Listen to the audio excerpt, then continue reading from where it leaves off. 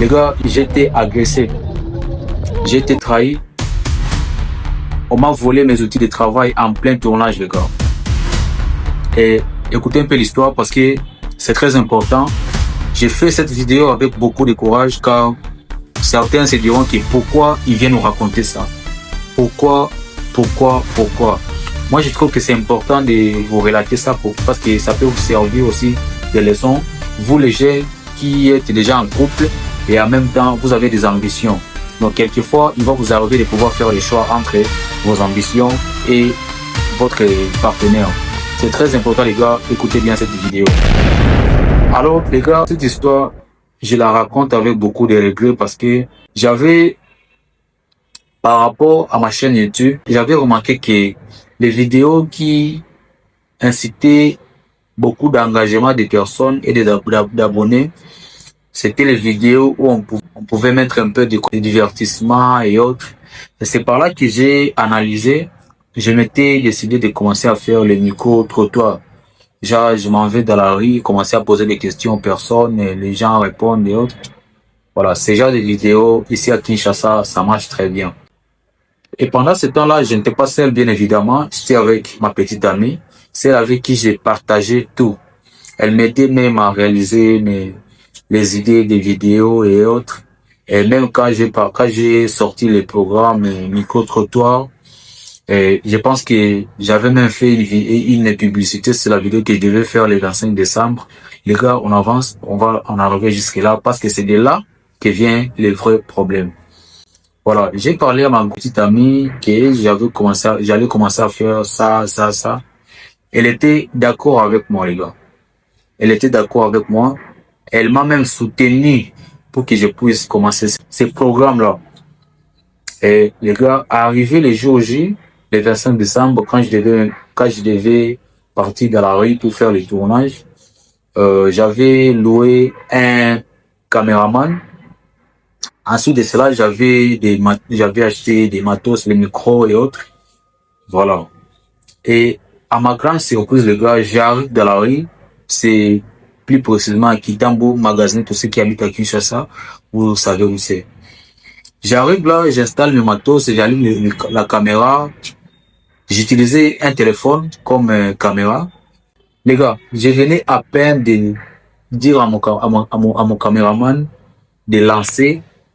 C'est là que je vois un groupe de mecs qui vient tout droit vers moi et commencer à m'agresser.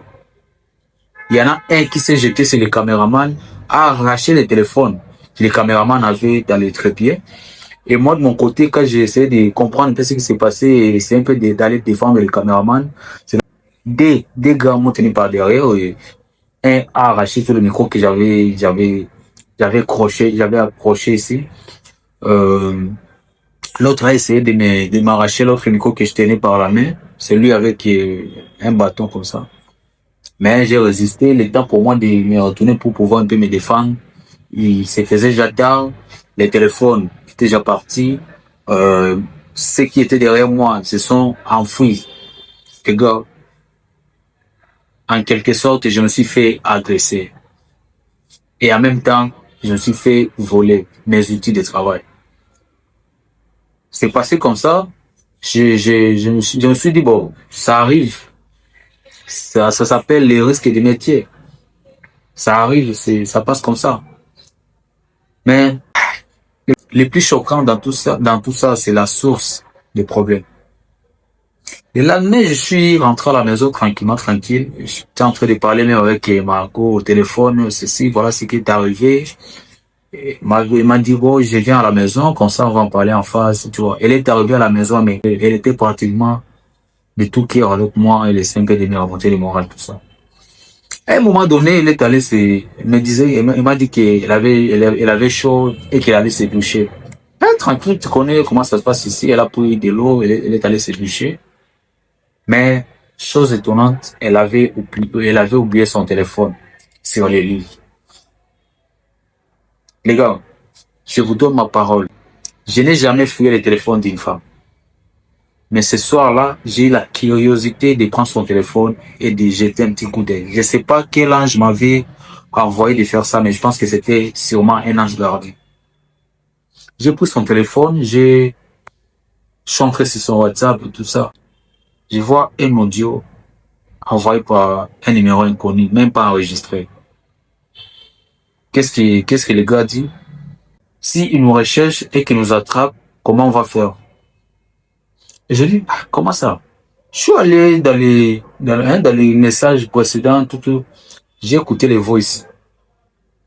J'ai écouté un voice où la fille était en train d'indiquer au gars l'endroit où je devais commencer et tous mes mouvements. La fille dit quoi au gars? Il sera en magasin à 16 heures. Donc, dès qu'il commence, pile, suivez-les, arrachez-les tout. Et s'il résiste, agressez-les. Dans son audio. La femme avec qui je vivais. La fille que je prenais déjà pour une personne spéciale pour moi. Pourquoi pas la mère de mes enfants, une secrète. Elle m'a vendu.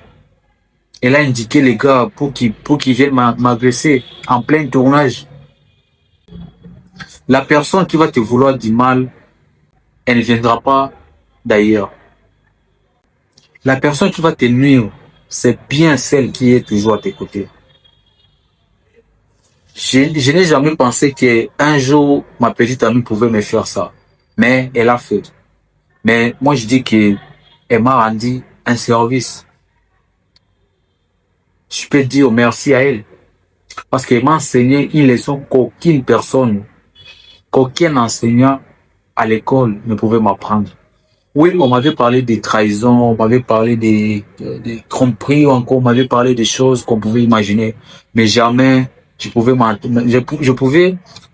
m'y attendre à ce que ça puisse arriver de cette façon-là. Et c'est arrivé quand même.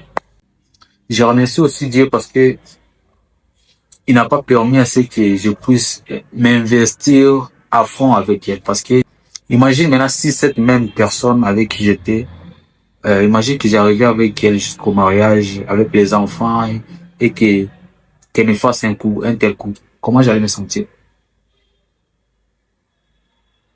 Après tout ça, on va dire que les hommes sont mauvais. C'est compliqué, la société. C'est vraiment compliqué, la société. En fait, je pense qu'on va s'arrêter là. Tout ce que je voulais vous parler, c'est que les gars, je suis là, en forme. Merci beaucoup pour votre soutien. C'est très important parce que, les gars, rappelez-vous, la chaîne, elle est encore trop petite. Voilà, mais on va pas s'arrêter là. On va arriver très loin. On va arriver très loin. Merci beaucoup encore pour les amis qui ont eu à me soutenir physiquement.